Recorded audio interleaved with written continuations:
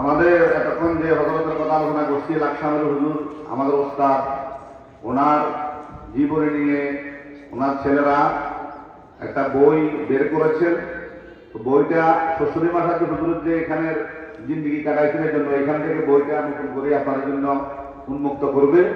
আর আমাদের শ্বশুরি মাদ্রাসার আরেকটা বই নূর নজির, যেখানে নূর বশর রহমতুল্লাহ আলাই এবং নজির আহমদ রহমতুল্লাহ আলাই, তারপর আল্লামা নুরুল ইসলাম রাফি রহমতুল্লাহ আলাই, তারপরে হযরত মাওলানা নুরুল্লাহ মুসাফির সাহেব, হযরত মাওলানা আল হাফিজ রশিদ আহমদ সাহেব, তাদের জীবনী নিয়ে একটা বই, এটা বইটা এখন উন্মুক্ত করবে। আপনারা আমাদের মাদ্রাসা স্টল আছে, সেখানে পাবেন।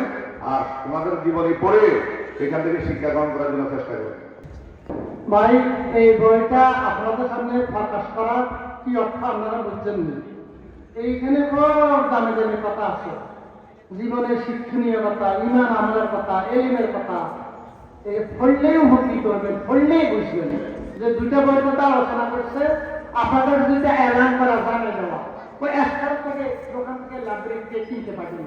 আজকে যাদের তৌফিক আছে আপনারা বইটা কিনে নেবেন। এটা উন্মোচন করা মানে আপনাদেরকে এলান করে দেওয়া। বইটা এই দুইটা বই প্রত্যেকে সংগ্রহ করবে, নিয়ে নেবেন।